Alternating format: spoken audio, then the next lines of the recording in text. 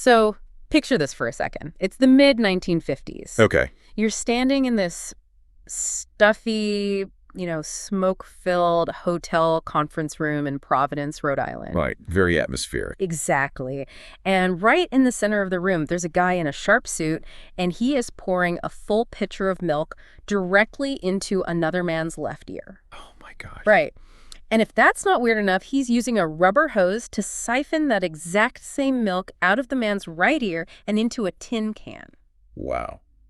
That is quite the visual. And the crowd is they are absolutely roaring with laughter. But here's the thing. These aren't just random guys at some lodge meeting. You're looking at a room full of professional illusionists, mentalists, and escape artists. It's just such a vivid, almost surreal image, isn't it? Yeah, it really is. Because, when we think of mid-century magic, we usually default to this very, polished, solitary figure. Like the guy in the tuxedo. Exactly. Yeah. We imagine the tuxedo, the spotlight, maybe some smoke, and this impenetrable wall of secrecy. Like the golden rule. Yeah, the golden rule that a magician never reveals their secrets, which kind of creates this mythos of the lone wolf, protecting their mysteries from the uninitiated world. Well, the stack of archival reports we are diving into today completely shatters that lone wolf myth. It really does. Yeah, we are looking at these dispatches from a publication called The Linking Ring, which was the official publication of the International Brotherhood of Magicians. The IBM, yeah. Right. And specifically, we're looking at issues spanning late 1954 through 1955.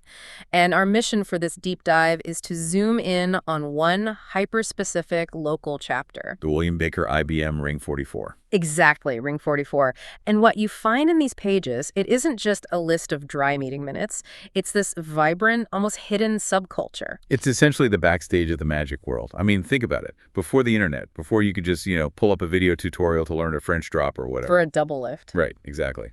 How did practitioners of the magical arts actually learn and improve? They had to practice somewhere. Yeah, they couldn't just do it in a vacuum. Local chapters like Ring 44, they basically served as physical, real-world laboratories. Oh, I like that word, laboratories. Because you had absolute beginners, you had dedicated hobbyists, and then these major touring professionals all breathing the same air. Right. Swapping techniques and, road testing unpolished material. I want to talk about where this was actually happening, because the physical footprint of Ring 44 feels incredibly important to this vibe. Oh, definitely. So they met on the first Friday of every month, but they didn't just huddle in the same drab basement every time. They were highly mobile. It's very mobile. The archives show them bouncing from the Baker Theater on Observatory Avenue to the Grand Sheraton Biltmore Hotel to the Hall Library in Cranston. Right, all over the map. But then they would also gather in members' actual homes.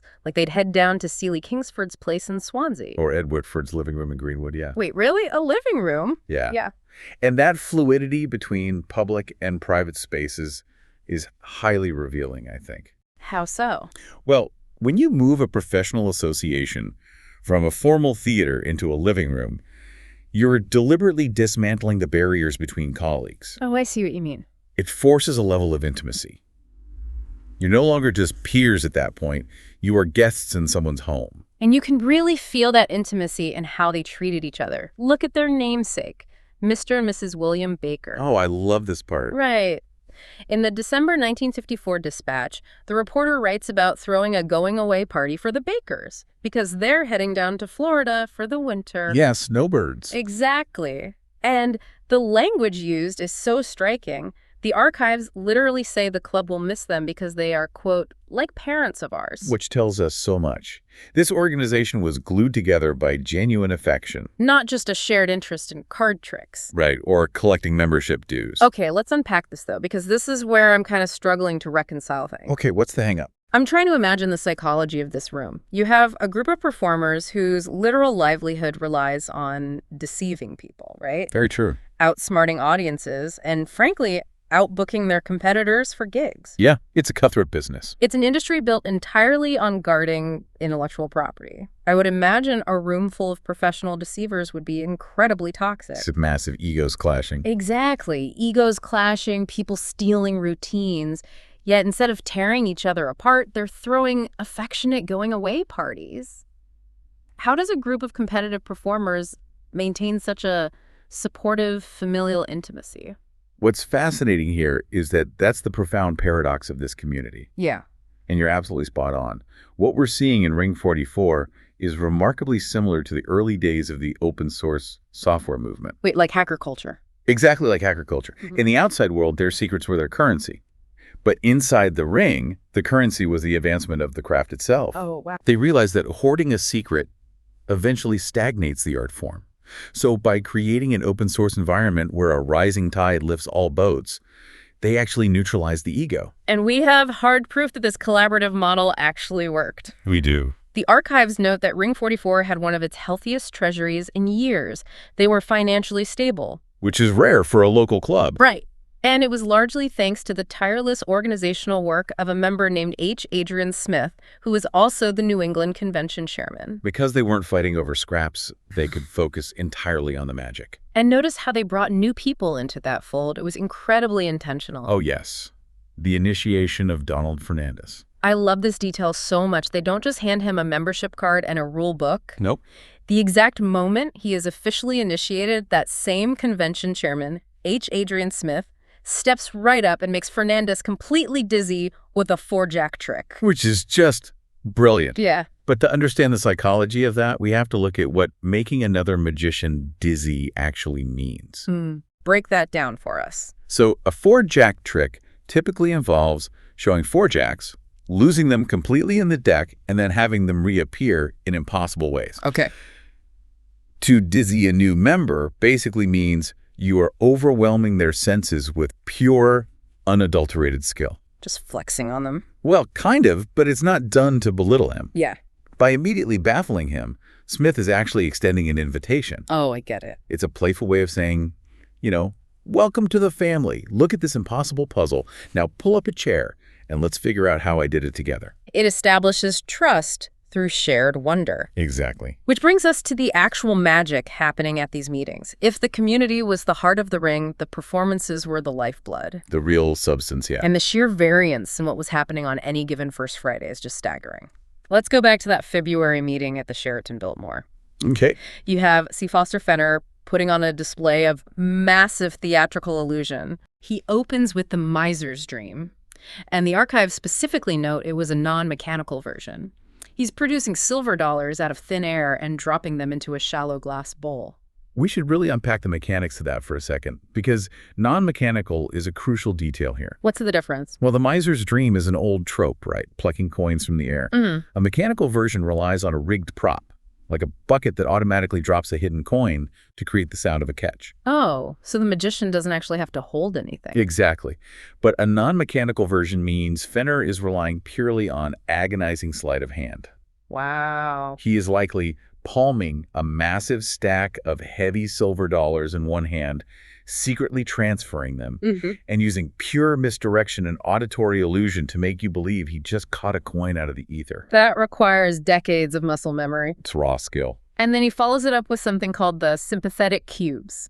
He stacks up 6 4-inch cubes, red, white, and blue. And as the grand finale, these tiny blocks magically transform into a golden throne. Like a golden throne. And not just an empty throne. A ballerina queen appears with dancers on the side and an animated orchestra. It's wild. All of this emerging in a hotel conference room. I mean, how is that physically possible? Well, it's an absolute marvel of mechanical engineering and spatial geometry. Really? Yeah, to get a golden throne and an animated orchestra out of a stack of 4-inch blocks requires what's called a nesting or expanding prop. Okay, so it folds out. Right. Those cubes were likely the outer shell for an intricate, spring-loaded load chamber. And the animated orchestra wouldn't be real people, of course, but small clockwork or wind-up figures that begin moving once the prop unfolds. That is insane. Think of the sheer hours of basement tinkering required to build a spring-hinged throne that collapses perfectly into a 24-inch column of blocks. It's the kind of act designed for a massive vaudeville stage. And yet he's doing it 3 feet away from his peers. And then, on the complete opposite end of the spectrum, you have Herb Lamont at a different meeting doing the milk pitcher routine we talked about at the top of the show. Yes, pouring milk into a guy's ear. And siphoning it out the other side. It's pure slapstick, parlor gags. Which requires an entirely different skill set. I mean, visual comedy and audience management are just as vital to the art form as clockwork engineering. Okay, but here's where I really have to push back. Sure, go ahead. I'm trying to picture the dynamic of this room. You have Foster Fenner executing high-level, spring-loaded mechanical engineering. Right. But the archives also highlight things going horribly wrong. There's this hilarious anecdote from May.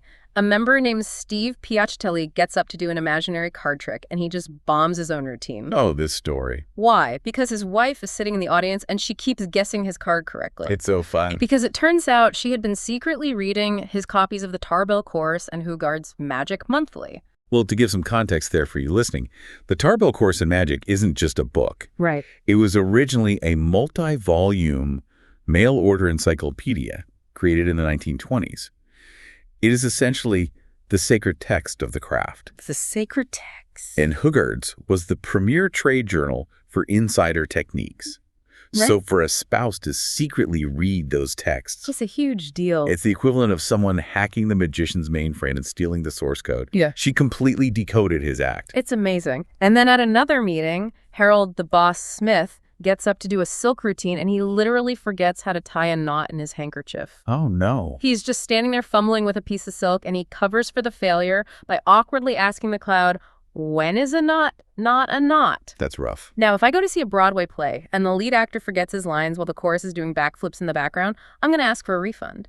Doesn't mixing these world-class, masterful illusions with guys fumbling handkerchiefs and getting heckled by their wives completely dilute the prestige of the club? It sounds chaotic, I know. It does. But if we connect this to the bigger picture, I see why you draw the Broadway comparison, but we really have to shift our perspective here. Ring 44 wasn't a Broadway stage. What was it then? It was a rehearsal studio. If every single performance had to be pristine and flawless, it would completely paralyze the members. Nobody would ever try anything new. Okay. By allowing failures, and more importantly, by laughing at those failures together, they stripped away the fear of experimentation. So the fumbling was actually a sign of a healthy ecosystem. Precisely. It was a testing ground. A great example from the archive is Ed Whitford. He used these meetings to show off a brand new card control he was developing. That's a card control, exactly. For those unfamiliar, card control is the secret manipulation used to track a spectator's chosen card and maneuver it to the top or bottom of the deck, all while appearing to shuffle it fairly. Got it. Whitford didn't need to put on a tuxedo and perform a fully scripted show.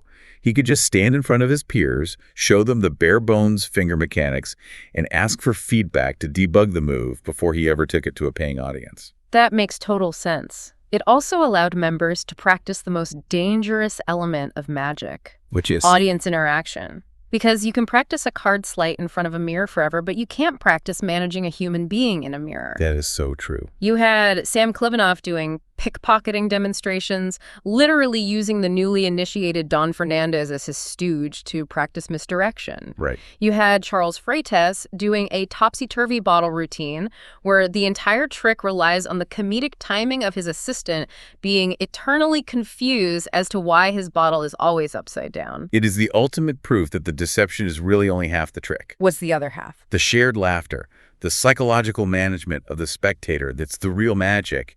And that environment, that messy, brilliant rehearsal studio, naturally acts as a magnet for raw talent. It really did.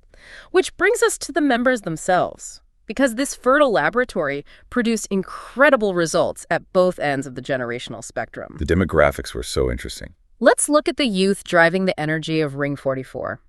Enter Arthur Andrews Jr. During this period, Arthur is just 19, maybe 20 years old. So young. He's a college student majoring in accounting and finance at Bryant College. Yet, despite being a kid, he is the secretary-treasurer of the Ring. He's literally running the books for a club of seasoned professionals. Handing the financial reins of your professional organization to a 19-year-old student, I mean, that speaks volumes about the level of trust and mentorship in that room. Absolutely. They weren't gatekeeping leadership at all. And his output is just staggering. He belongs to a traveling group of college entertainers called Chuck's Bandwagon. He's heavily involved in uniting youth magic clubs into the Teenage Magicians of America. He was busy. But locally, he takes it upon himself to create and edit Ring 44's first official 2-page printed newsletter. We have to remember the era here. There's no desktop publishing in 1954. No Microsoft Word. Right. Creating a 2-page newsletter meant typing on physical stencils, running a messy, ink-stained mimeograph machine, and manually collating pages. Sounds exhausting. It was an enormous labor of love, and it paid off. The National Ring Publications counselor, Bill Dodson, specifically commended Arthur's work for reminding local members that they were part of a massive international brotherhood. But Arthur isn't just an administrator, he's an inventor. He's publishing his own original mechanics in the linking ring. Oh yeah, he had some great tricks. He publishes a routine called Spectacolor, which is this highly complex red and black card transposition. And he publishes Silk to Egg to Silk, where a yellow handkerchief in a glass visually transforms into an egg, and a red handkerchief rolled in the hands does the same. This kid is an absolute powerhouse of innovation. He really is. He represents the influx of fresh ideas. He's the raw, unpolished energy of the next generation. Yeah. But, raw energy needs a framework. It needs guidance. And that brings us to the veteran presence anchoring Ring 44. And you could not script a more impressive veteran than Charles A. Roscombe. This part just blew my mind. It's pretty incredible. During this exact same 1954 to 1955 window, Charles Roscombe, a regular member of this local Rhode Island chapter, is actually elected as the international president of the entire IBM. The highest possible office in the global organization. His resume is almost unbelievable. He wasn't just a magician. He spent 26 years as a newspaperman for the Providence Sunday Journal. A real multi-hyphenate. He worked every conceivable angle of theater, actor, press agent, manager. But the archives include a letter from the War Department detailing his service in World War II as a USO performer, and the numbers are just staggering. Oh, the USO tour. Yeah, in a single 21-week tour of the Mediterranean theater, Roscombe played 164 performances to over 140,000 troops. I mean, if you do the math on that, he was performing nearly 8 shows a week in active war zones. Often in hospital wards, armed with nothing but a deck of cards and a pair of shears for rope tricks. The psychological weight of performing close-up magic for wounded soldiers, trying to bring them a moment of wonder in the middle of a war. It's just incredible. It creates a performer who is completely unshakable. He's seen it all. Yeah, he learned to manage audiences and execute mechanics under the most high-stakes, difficult conditions imaginable. And you can see that mastery when he comes back home. The archives describe a daylight seance he performed for the Ring with his wife Madeline. It's brilliant theater. Oh, the uncle idea trick. Yes. During the act, he supposedly contacts his late uncle, named Idea Roscombe, and the message from the great beyond arrives on a physical piece of paper that is slightly scorched around the edges from the heat of the underworld. Naturally. And of course, the scorched paper correctly names the spectator's selected card. It's spooky, it's funny, it's deeply engaging. It's the perfect marriage of narrative and mechanics.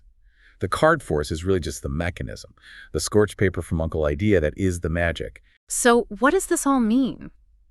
When we synthesize all of this, you realize the incredible cultural transmission happening in these hotel rooms and living spaces. Right. On one side of the room, you have a 19-year-old accounting student with ink on his hands from cranking a mimeograph machine, testing out a new card transposition. Yeah. And sitting across from him, watching him, is the international president of the IBM, a veteran who played to thousands of soldiers, who understands the deep historical roots of the craft, and who, by the way, we read, drove 19 hours straight from Rhode Island to Ohio just to perform at a charity show for convalescent magicians. That juxtaposition is the whole ball game. Yeah. It shows us exactly how a craft survives and evolves. How so? Well, Roscombe brought world-class standards, deep historical context, and this ethos of selfless service to the local level. He modeled what it meant to be a professional, not just in technical execution, but in character. Right, the whole package. Exactly. Yeah. And that presence is exactly what gives young members like Arthur Andrews Jr. the confidence to step up, write the newsletters, invent the tricks, and eventually take the reins. A bridge across generations. Yes. The local ring wasn't merely a club. The wisdom of the past directly fueled the innovations of the future, and all of it happening over coffee in a Swansea living room. So, to pull all of these threads together, Rhode Island's Ring 44 in the mid-1950s was so much more than a monthly gathering of guys doing parlor tricks. So much more. It was a multi-generational, open-source community. It was a laboratory that nurtured creativity, celebrating the spectacular successes of a golden throne unfolding from blocks, while equally celebrating the hilarious failures of knotted silts and spouses who knew way too much. They understood that to perfect the illusion, you first have to embrace the reality of the process. And for you listening, I think there is a massive takeaway here. It's a reminder of the sheer value of finding your own Ring 44. Yes, absolutely. Whatever it is you are passionate about, whether it's writing code, woodworking, painting, or, yes, close-up magic, there is an immense transformative power in finding a local community. You need a space where you can share your niche interests, road test your terrible ideas, and learn from people who have the battle scars of decades of experience. I'd actually like to leave you with a final thought to mull over. Please do. We live in a deeply digital, highly curated, and often increasingly isolated world right now. Very true. When we want to learn a skill today, we usually do it alone, staring at a screen, consuming highly edited videos where all the mistakes have been neatly cut out. Everything looks perfect. Exactly. In an environment like that, perfection feels like the baseline, which makes failure absolutely terrifying. So my question for you is, how can we recreate the physical, messy, and deeply supportive laboratory environment of a 1950s magic club in our modern lives? How do you build spaces in your own profession where it is not only safe to fail in front of your peers, but where that failure is actively celebrated as the first step towards something magical?